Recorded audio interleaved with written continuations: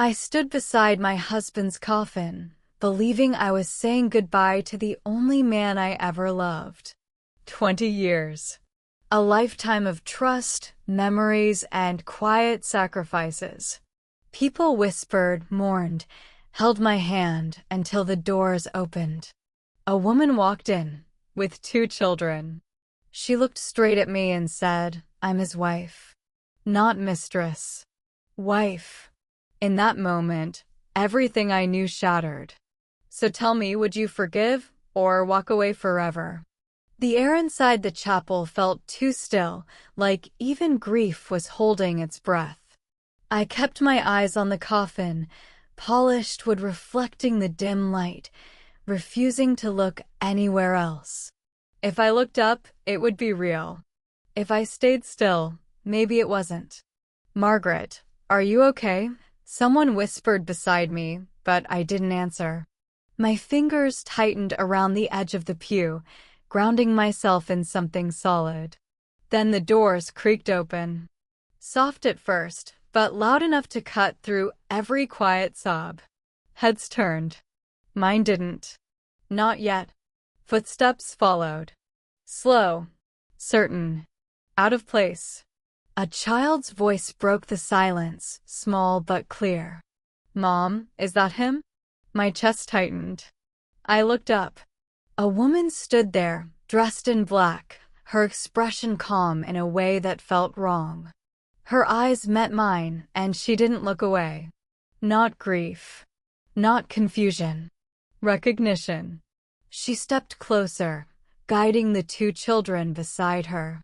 My pulse started to race, something deep inside me whispering that this moment didn't belong to me anymore. I swallowed, forcing the words out before fear could stop me. "I'm sorry. Who are you?" "My name is Margaret Holloway. I'm 52 years old, and until this moment, I believed I had lived a life most people would envy. A steady home in Connecticut. A husband who never raised his voice. A marriage that lasted more than 2 decades without scandal, without cracks anyone could see. People used to ask me, 'What's your secret?' And I would smile, almost proud, and say, 'We trust each other.' I meant it. I truly did. Daniel traveled often, worked long hours, missed holidays sometimes, but I told myself that was the price of stability. I remember standing in our kitchen late at night, watching the clock tick past midnight, whispering, 'He'll be home soon.' And when he walked in, tired but calm, I never questioned where he'd been. Why would I? Love doesn't interrogate. Or at least, that's what I believed. Looking back now, I can see the quiet gaps, the moments that didn't quite add up, but at the time, they felt small, almost invisible. I filled in those spaces with faith. I chose not to look too closely, because it was easier to believe I had everything than to risk discovering I didn't. And yet, there were moments, small at first, that didn't quite settle right. I remember one evening, his phone lit up on the kitchen counter while he was in the shower. A message. No name, just a number. I stared at it longer than I should have, my hand hovering, then pulling back. When he came out, I asked casually, "Someone from work?" He didn't even hesitate. "Yeah, late shipment issue." His tone was smooth, practiced. I nodded, letting it go. Another time, he packed for a 2-day trip but came back with clothes untouched, still folded exactly the same. "Meetings got canceled," he said, already walking past me. Little things. Always explainable. Always reasonable. I told myself not to overthink. But sometimes, late at night, lying beside him, I would stare at the ceiling and wonder, why did it feel like there was a part of his life I wasn't allowed to see? I never asked that question out loud. Maybe because I was afraid of the answer. So I chose something simpler. I chose to believe in what I could see. A warm kitchen on Sunday mornings, sunlight spilling across the table while Daniel read the paper, Coffee untouched until it went cold. "You always forget to drink it," I'd tease, sliding the mug closer to him. He'd smile, distracted, but present enough to feel real. We had routines, the kind that make a life feel anchored. Dinner at 6 when he was in town. Phone calls when he wasn't. "I'll be back Friday," he would say, and most of the time, he was. We hosted friends, celebrated anniversaries, took photos that looked exactly how a marriage should look: steady, comfortable, intact. People noticed. "You two make it look easy," someone once told me. I laughed it off, but inside, I held on to that idea like proof that we had done something right. Even the silences between us felt safe, not empty. When he worked late, I told myself it meant he cared about providing. When he seemed distant, I called it stress. Every explanation fit neatly, like pieces of a puzzle I never thought to question. And over time, that version of our life became the truth I lived in, not because it was perfect, but because it was consistent enough to trust. And still, there were details that didn't quite belong in that picture, small enough to ignore, easy enough to explain. His phone became one of them. It was always nearby, always face down. Not in a suspicious way, just deliberate. One night it buzzed while we were watching TV, the screen lighting up briefly before he reached for it a second too quickly. "Work," he said, already standing. I nodded, eyes still on the screen, pretending I hadn't noticed the way he stepped into the other room to answer. Then there was the suitcase. It sat by the door more often than it should have, half-packed, like he never fully unpacked between trips. I remember folding one of his shirts and pausing. "Hadn't I folded this before?" "You're leaving again?" I asked once, trying to keep it light. "Just a quick one," he replied, zipping the bag without looking at me. These moments didn't feel like lies. They felt like gaps, thin spaces where something should have been clearer but wasn't. And each time I came close to questioning it, I pulled back, convincing myself I was overthinking. Because everything else still looked intact. Because nothing had broken yet. So instead of pulling at those loose threads, I leaned harder into what felt certain: him. Daniel wasn't just my husband. He was the center of how I understood my life. When something felt off, I didn't question him, I questioned myself. Maybe I was tired. Maybe I was being unfair. I remember standing in front of the mirror one morning, adjusting my blouse, catching my own reflection and thinking, "You're lucky. Don't ruin this." That thought stayed with me longer than it should have. When he called from a trip, his voice steady, familiar, I softened instantly. "Miss you," he would say, and without hesitation, I answered, "I miss you too." It felt real in those moments.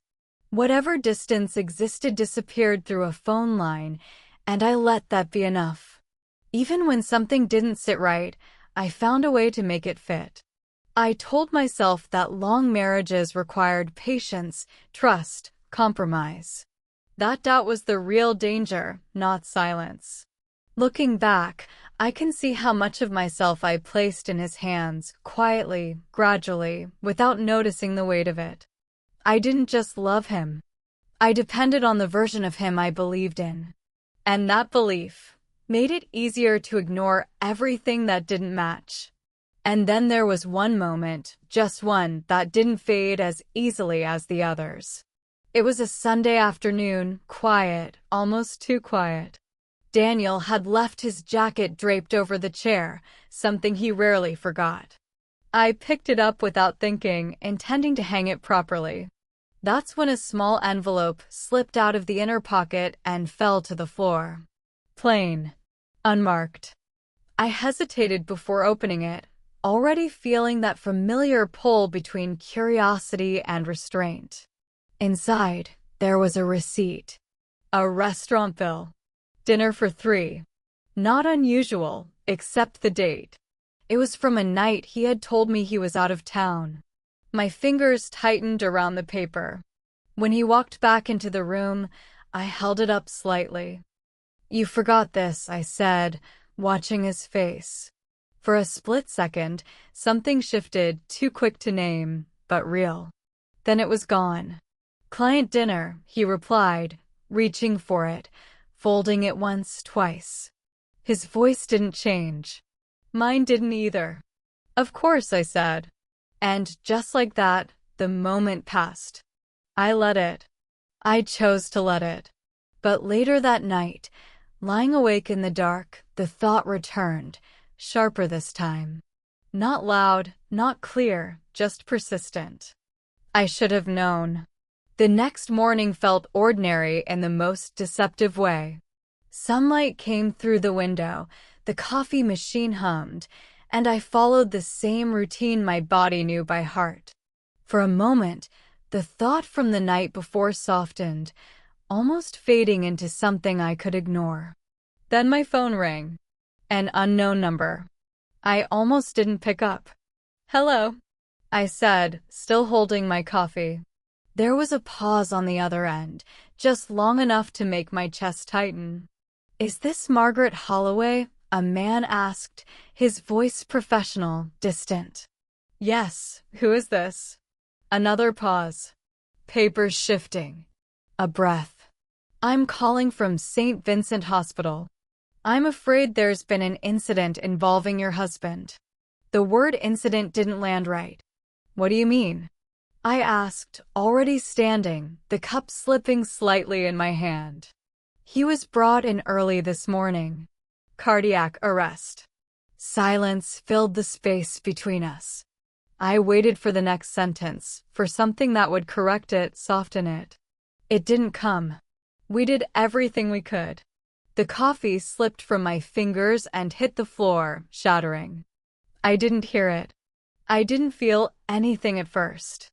Just a strange emptiness, like the world had stepped back without me.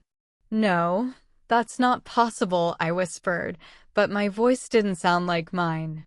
"Because just hours ago, he was alive. Just hours ago, everything still made sense." I don't remember how long I stood there after the call ended. The line went silent, but I kept the phone pressed to my ear, as if holding on could change what I'd just heard. "Ma'am? Are you still there?" The voice had asked at some point, but I couldn't answer. My knees felt weak, my grip slipping from everything I thought was stable. Then it hit, not all at once, but in waves that didn't give me time to breathe. I dropped to the floor without realizing it, staring at the spilled coffee spreading across the tiles, dark and uneven. This isn't real. It couldn't be.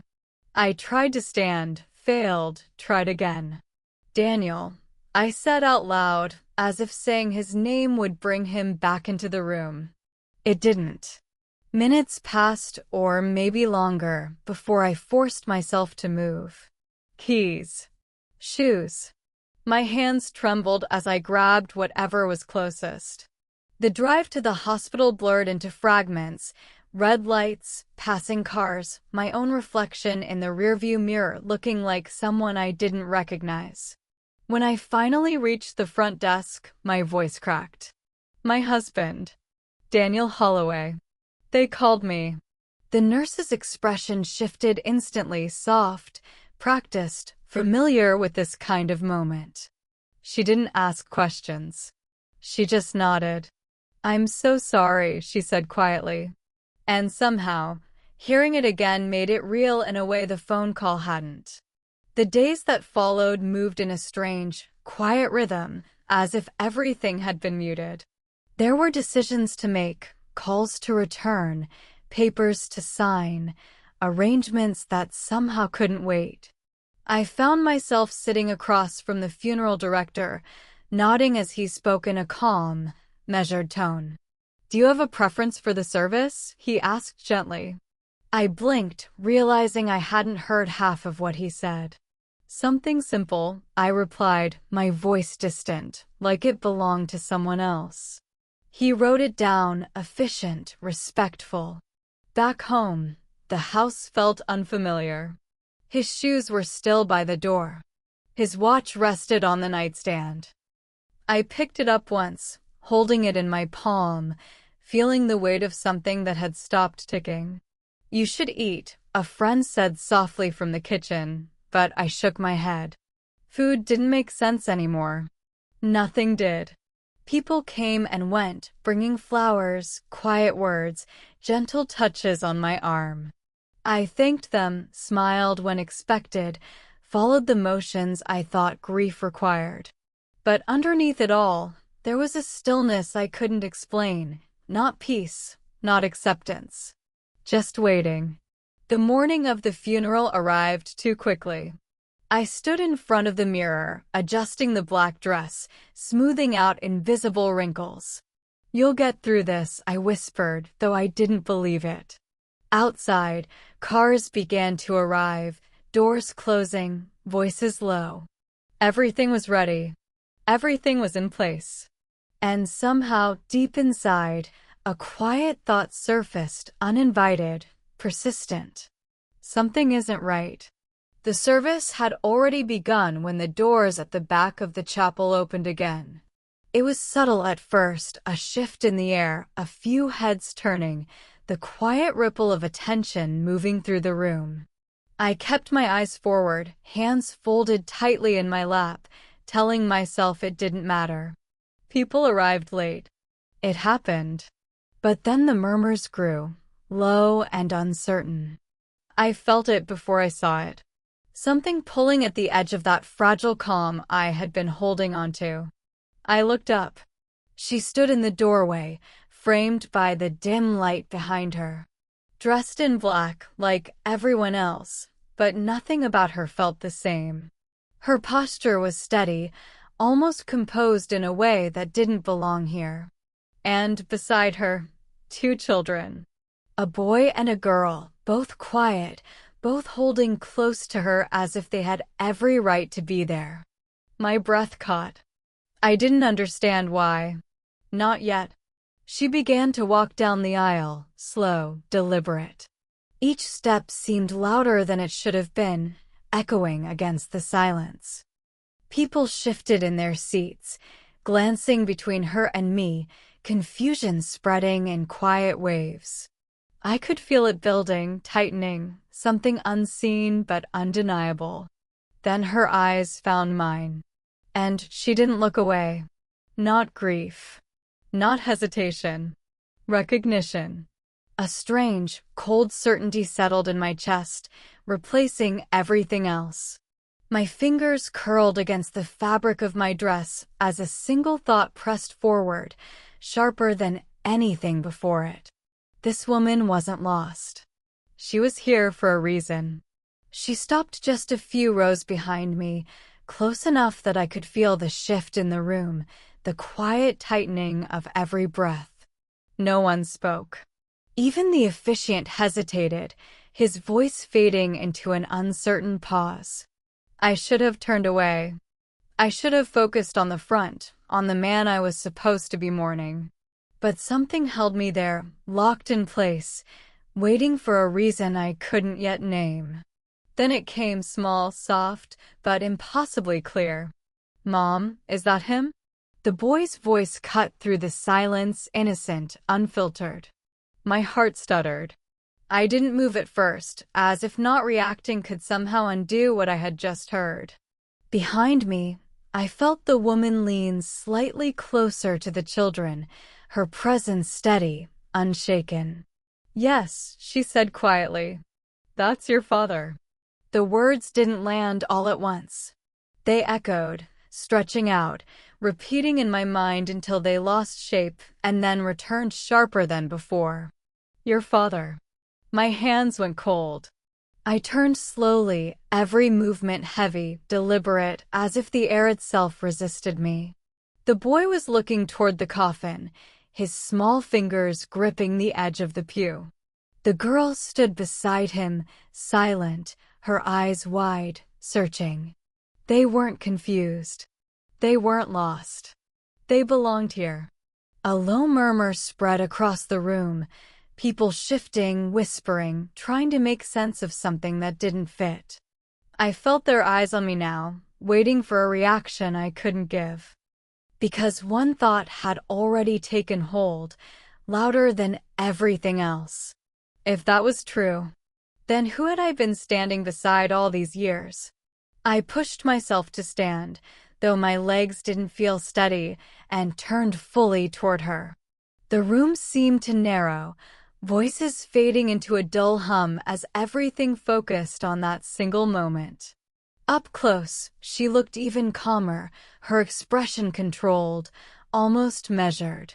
That, more than anything, unsettled me. "I'm sorry," I said, my voice quieter than I intended, but it carried. "Do I know you?" A brief pause. Not hesitation, calculation. She glanced at the children, then back at me.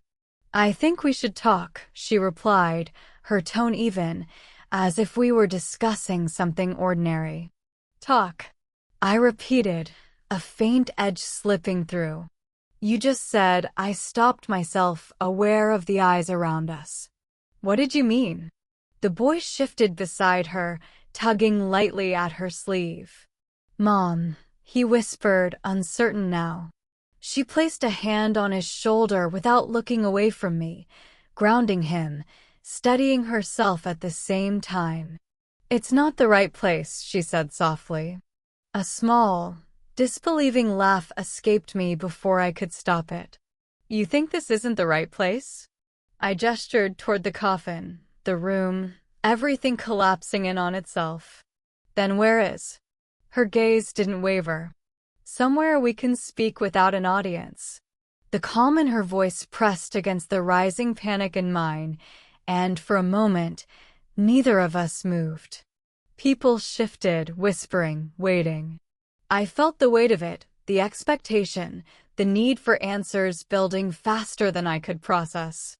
"Just tell me one thing," I said, the words sharper now. "Why are you here?" She held my gaze for a second longer, as if deciding how much truth I could handle in one breath.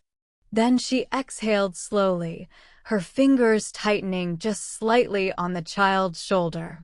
"Because," she said, her voice low but steady, "he was my husband too." The words didn't explode, they settled, heavy and precise, sinking into the silence like something irreversible. I stared at her, waiting for the correction, the part where she would clarify, soften, take it back. It didn't come. "That's not possible," I said immediately, the denial rising faster than thought. "I'm his wife." "I know," she replied, almost gently, and somehow that made it worse.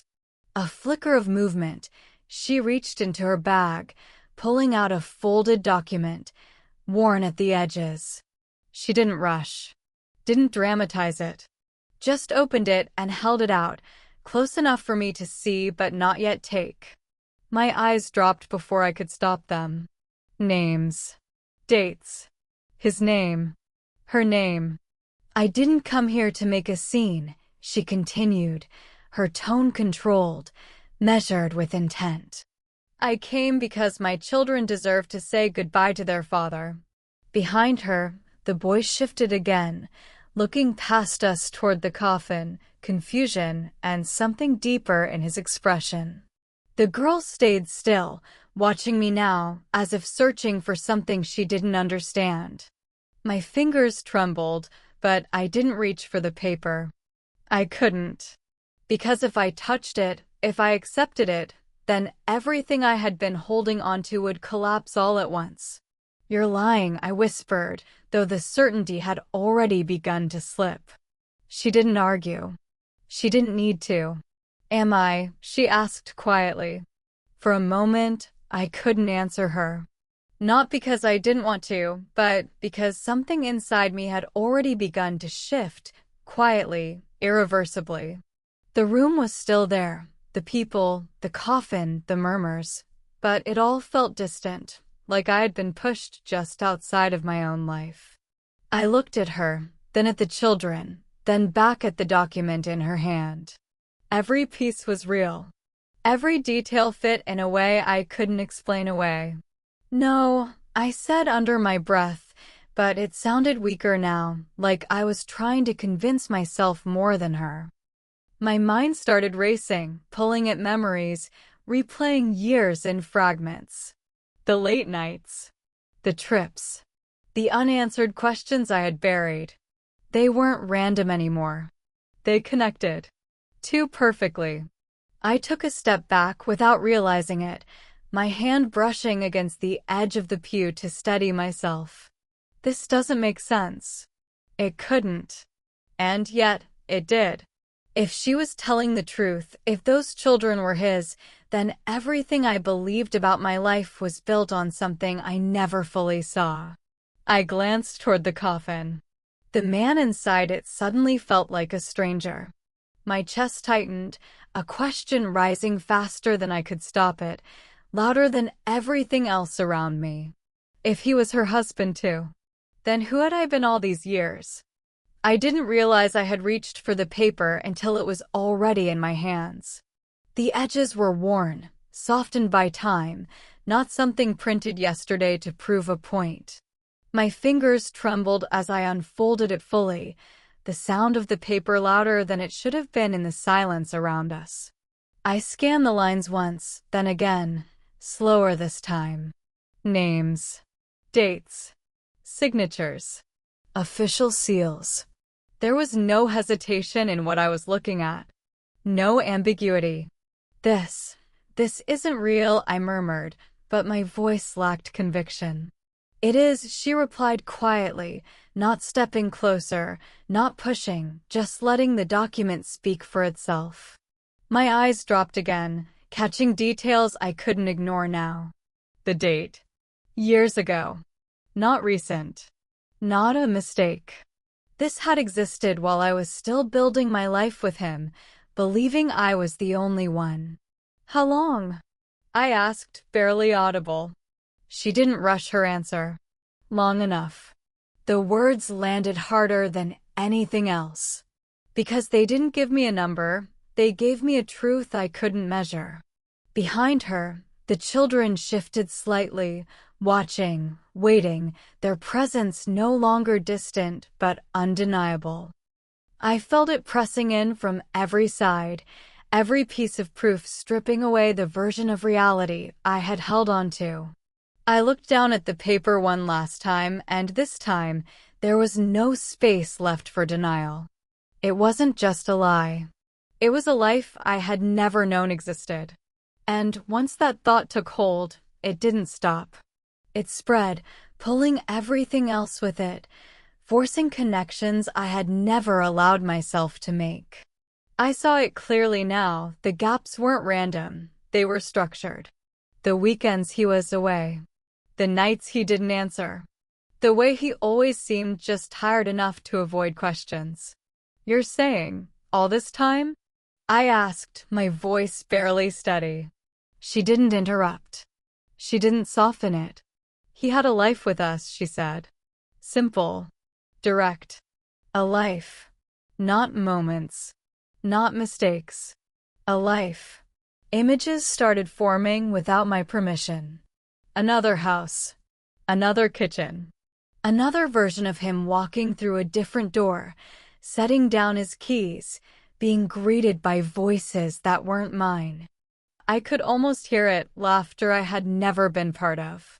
Conversations I had never known existed. I shook my head, but it didn't stop. It only made it sharper. Every time I had waited for him, he had been somewhere else.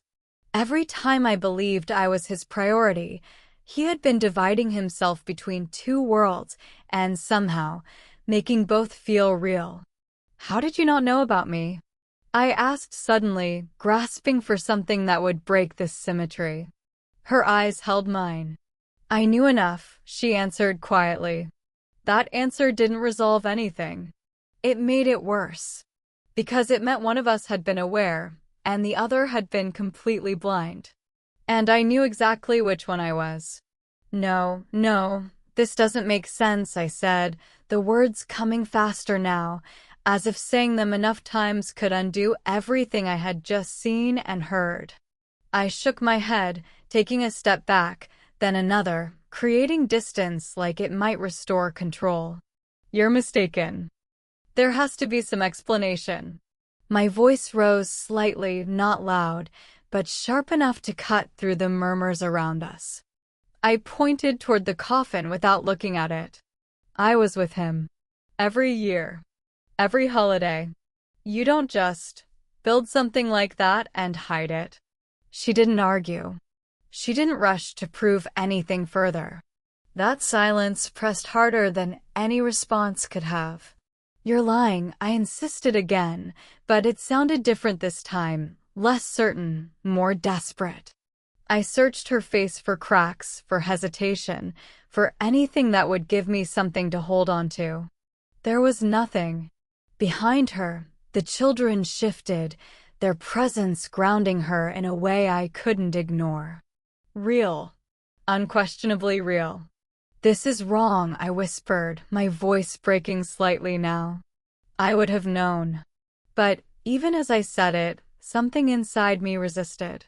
Not fully. Not completely. Because a part of me had already started to understand that maybe I hadn't known anything at all. And once that realization slipped in, it didn't stop at the surface. It went deeper, cracking everything I had built my life on. My breathing turned uneven, shallow, like the air itself had changed. I pressed my hand against my chest, trying to steady it, but nothing settled. Images collided in my mind, not in order, not gently, just fragments crashing into each other. His smile across the dinner table. His voice on the phone saying, "I'll be late." The empty side of the bed. All of it replayed, but now, different. Distorted. I trusted you, I whispered, though he wasn't there to hear it. The words felt useless the moment they left my mouth. My vision blurred. I blinked hard, but it didn't clear. The room tilted slightly, or maybe it was just me. I reached for the back of the pew, gripping it tightly as if it could keep me from falling apart completely. This wasn't grief anymore. Grief made sense. Grief had a shape, a reason. This was something else. A quiet, devastating understanding began to take hold, not loud, not dramatic, but absolute. I hadn't just lost him. I had lost the truth of everything I thought my life was. I stayed there for a second longer, holding on to the edge of that realization, letting it settle just enough to keep me standing. Then something shifted, not outside, but inside me. The panic didn't disappear, but it sharpened, turning into something more focused, more deliberate. I straightened slightly, my grip on the pew loosening. "No," I said quietly, but this time it wasn't denial. It was a decision. I looked at her again, really looked this time. Not just at the woman who had shattered everything, but at the one who clearly knew more than I did. The children stood close to her, silent, watching, as if waiting for what would come next. "How long?" I asked, my voice steadier now, though it carried something heavier beneath it. "I don't want pieces. I don't want half answers." She didn't respond immediately. Her eyes searched mine, measuring, as if deciding whether I was ready for what I was asking. "I need the truth," I said, each word slower, clearer. All of it. Around us, the room felt suspended again, people holding back, sensing the shift. The funeral, the grief, the expectations, none of it mattered in that moment. Because whatever came next was going to change everything I hadn't already lost. That night, after the funeral ended and the house finally emptied, the silence felt heavier than before. No voices. No footsteps. Just the faint hum of the refrigerator and the ticking clock that suddenly sounded too loud. I stood in the living room for a long moment, staring at nothing, then turned toward his office. I hadn't gone in there since everything changed. The door creaked slightly as I pushed it open. His desk was exactly the way he left it, neat, controlled, familiar. I sat down slowly, my fingers hovering over the keyboard before I pulled them back. Then I tried again. Passwords. Dates. Variations of things I thought I knew about him. One failed attempt. Then another. Come on, I whispered, more to myself than anything else. On the third try, the screen unlocked. My breath caught. I didn't move right away, as if the moment itself might disappear if I rushed it. Then I opened his banking app. The numbers appeared instantly clean, organized, wrong. There were transactions I didn't recognize. Regular transfers. Same amount. Same date each month. My eyes narrowed, tracing the pattern. What is this? I murmured. I clicked deeper, following the trail. Another account number appeared, unfamiliar. Not ours. Not anything we had ever discussed. A slow, cold realization began to settle in. This wasn't random. This wasn't a mistake. This was intentional. I leaned closer to the screen, my pulse beginning to rise as the pattern became impossible to ignore. Month after month, the same amount moved out of his account like clockwork. Not occasional. Not accidental. Consistent. Precise. My fingers hovered over the trackpad before I clicked into one of the transfers. Details expanded. Recipient name. Not mine. I froze. Who is this? I whispered, the question slipping out before I could stop it. I opened another transaction. Same name. Different month. Same amount. Again. And again. My breathing grew shallow as I scrolled faster now, the list stretching back years, farther than I was ready to see. Years. This can't be. My voice cracked slightly, but I kept going. I had to. I clicked on the linked account, following the trail deeper. A profile loaded, partial information, but enough. An address. Not ours. Not anywhere I recognized. My hand tightened against the desk. The room felt smaller, the air heavier. Every transfer told the same story, one I could no longer pretend I didn't understand. This wasn't hidden spending. It wasn't a secret hobby or an overlooked bill. It was support. Regular. Reliable. Intentional. For someone else. A sharp breath caught in my throat as everything aligned with brutal clarity. He hadn't just been living two lives. He had been funding both. I stared at the address on the screen longer than I should have, as if it might rearrange itself into something familiar. It didn't. The numbers, the street name, they meant nothing to me. And yet, they had meant something to him. Something consistent enough to receive money every single month. Before I could stop myself, I reached for my phone and typed it in. The map loaded slowly, each second stretching thin. Then the image appeared. A house. Not an apartment.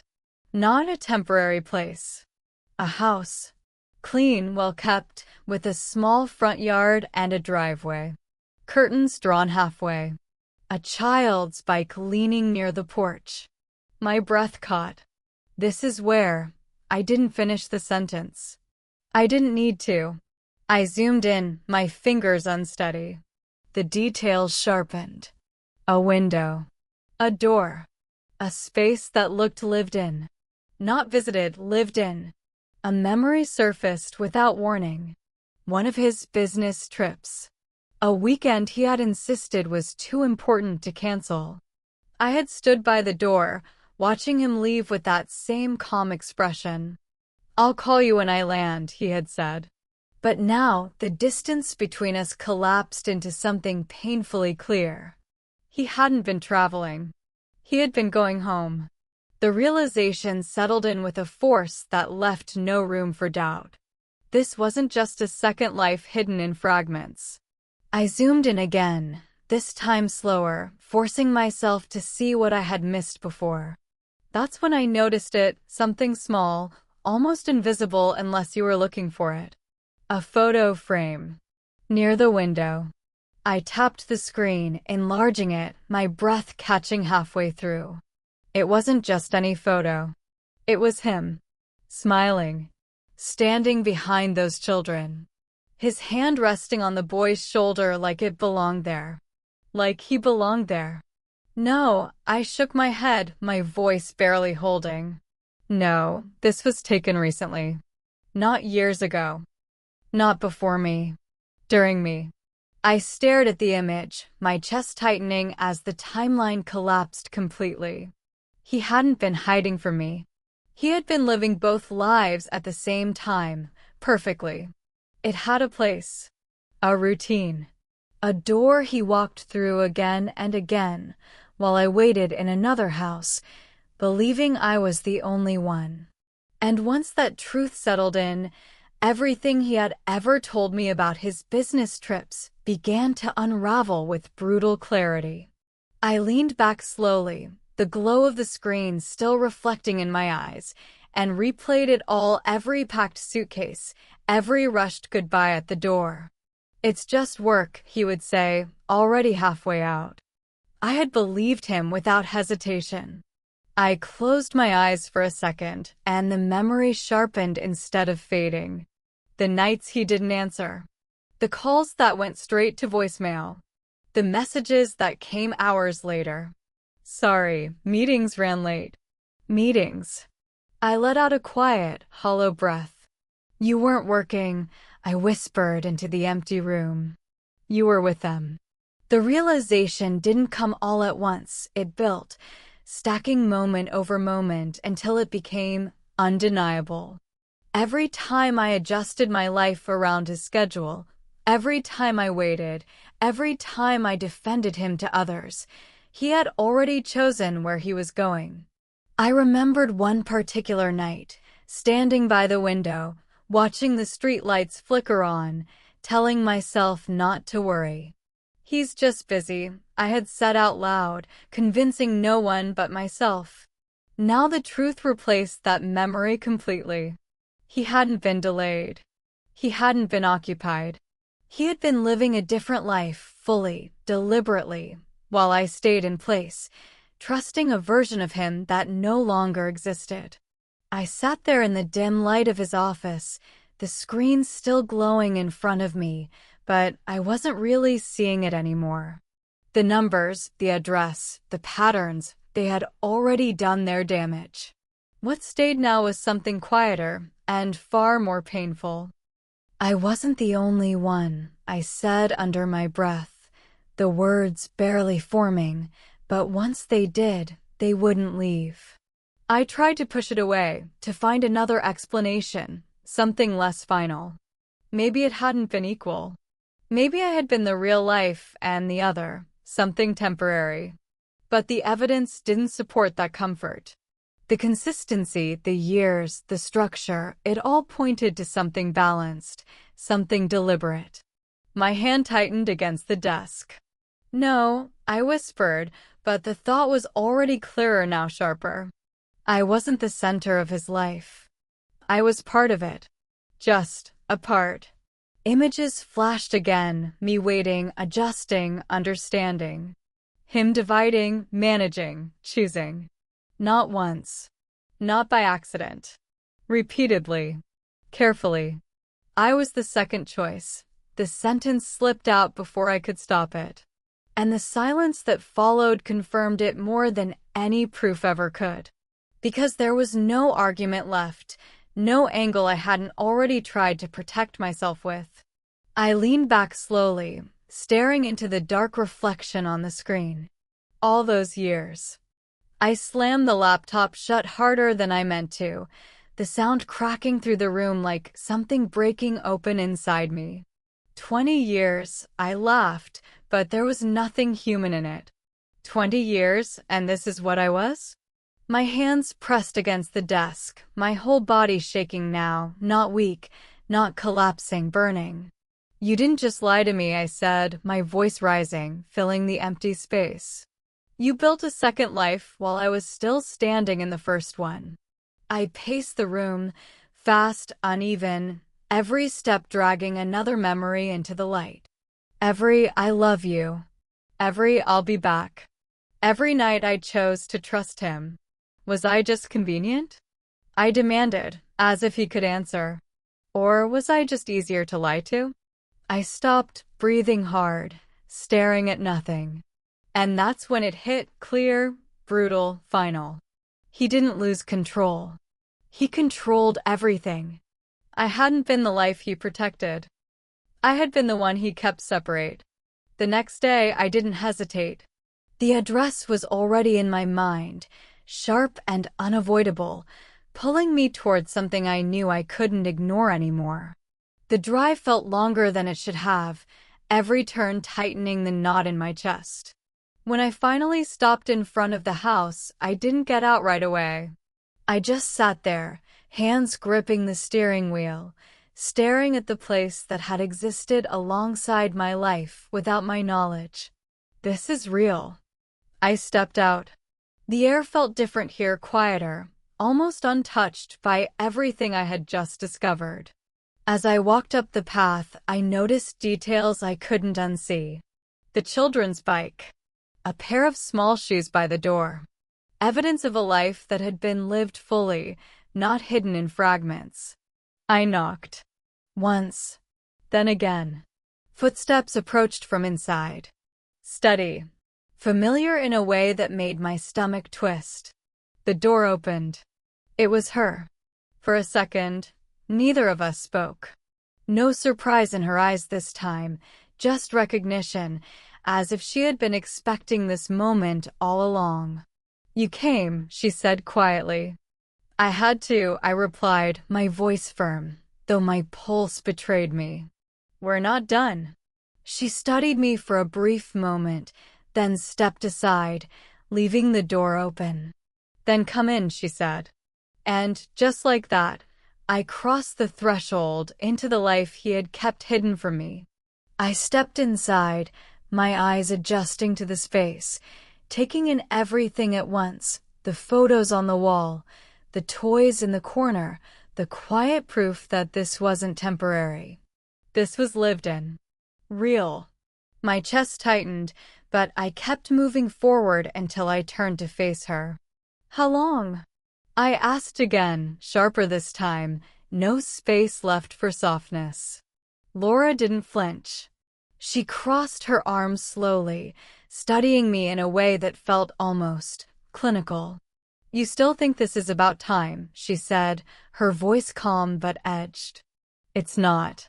"Then what is it about?" I shot back, my control slipping just enough to show through. "It's about what he chose," she replied, each word deliberate. "And who he chose to be with." The words hit harder than I expected. I took a step closer. "Don't twist this. He was my husband." "And mine," she said immediately, her tone no longer soft. "Not in pieces. Not in secret the way you're imagining. He was here. He lived here." I shook my head, anger rising now, hot and unsteady. "You think that makes it better?" "I think it makes it real," she answered, her eyes locking onto mine. "You had your version. I had mine. The difference is, I knew there was more." That stopped me. Just for a second. "You knew?" I repeated, disbelief cutting through the anger. She held my gaze, unwavering. "Enough," she said. "Enough to understand what kind of man he really was." And suddenly, the anger inside me shifted, less chaotic, more focused, burning with a clarity I couldn't ignore anymore. The silence between us didn't hold for long.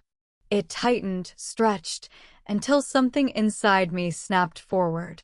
"Don't pretend you understood him better than I did," I said, my voice rising despite my effort to keep it controlled. "You didn't live my life. You didn't build what we had."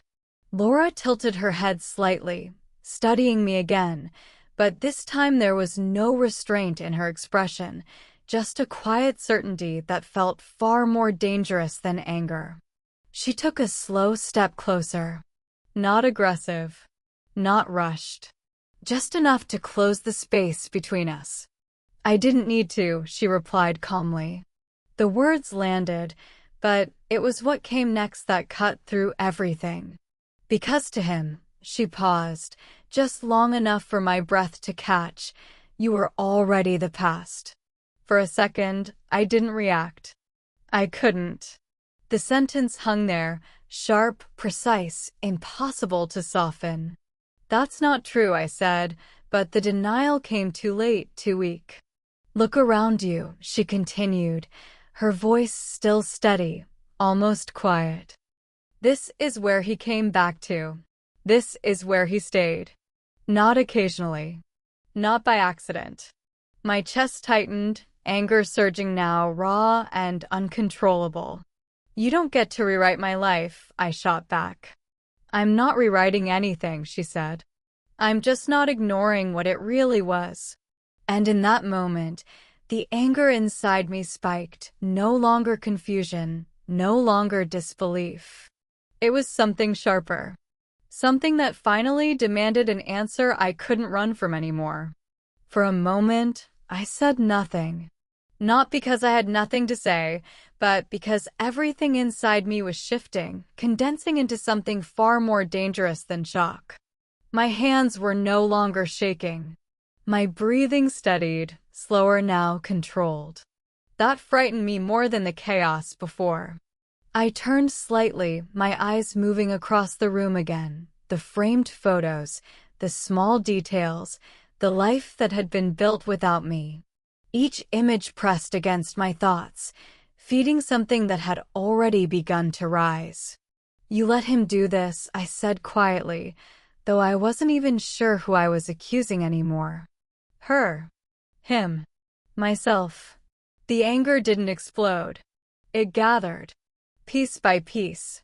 Every memory I had defended, every excuse I had made, it all twisted now into something sharper. I could feel it settling in my chest, heavy but focused. I waited for him, I continued, my voice steady but tight. I believed him. Every time. Laura didn't respond. She didn't need to. Because this wasn't about her anymore. This was about everything I had ignored. Everything I had accepted without question. My jaw tightened as another thought surfaced, clearer than the rest. Not loud. Not emotional. Just undeniable. He hadn't just lied. He had chosen over and over again. And I had let him. That realization didn't break me. It hardened something instead. By the time I sat across from the lawyer 2 days later, I thought I had already uncovered the worst of it. The office was quiet, polished, impersonal, nothing like the chaos still echoing inside me. He adjusted his glasses, flipping through a folder with practiced precision. Mrs. Holloway, he began carefully, there are complexities regarding your husband's estate. Complexities. The word barely registered. Just tell me, I said, my voice flat, stripped of everything it had carried before. He nodded, then slid a document across the desk. I didn't touch it right away. I had learned what paper could do. Your husband made several financial arrangements prior to his passing, he continued. Significant transfers. Property holdings. Beneficiaries. My eyes moved down the page, slower this time. Names. Legal terms. Percentages. Not mine. My breath tightened, but I forced myself to keep reading. Another section. Another allocation. Her name. And beneath it, provisions for the children. This isn't correct, I said, though the certainty was already gone. It is legally binding, he replied gently. Most of the assets were reassigned over the past few years. Past few years. Not recent. Not accidental. Planned. I leaned back slightly, the room feeling colder, sharper. All the pieces aligned again, but this time, there was no space left for interpretation. He hadn't just lived 2 lives. He had prepared for one, to survive without me. I stared at the documents, then slowly looked up at the lawyer. Something inside me had already shifted. What happens if those transfers weren't disclosed properly? I asked. He paused. That was the first crack. Well, if there's evidence of intentional concealment, he said carefully, those assets can be challenged. Recovered. Possibly reversed. Recovered. The word didn't feel emotional. It felt precise. So everything he hid, I continued, my voice steady now, everything he moved without my knowledge could be brought back into legal review, he confirmed. I nodded once. No hesitation this time. Then I want everything investigated, I said. Every account. Every transfer. Every property. Because this wasn't about revenge anymore. This was about correction.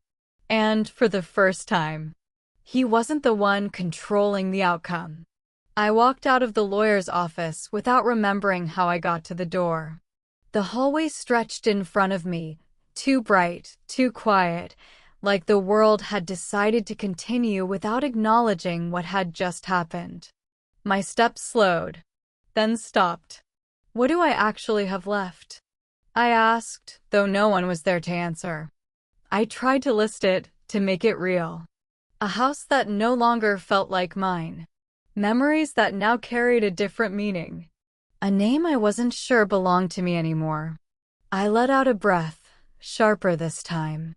Is that it? The question lingered, heavier than anything before. Not about money.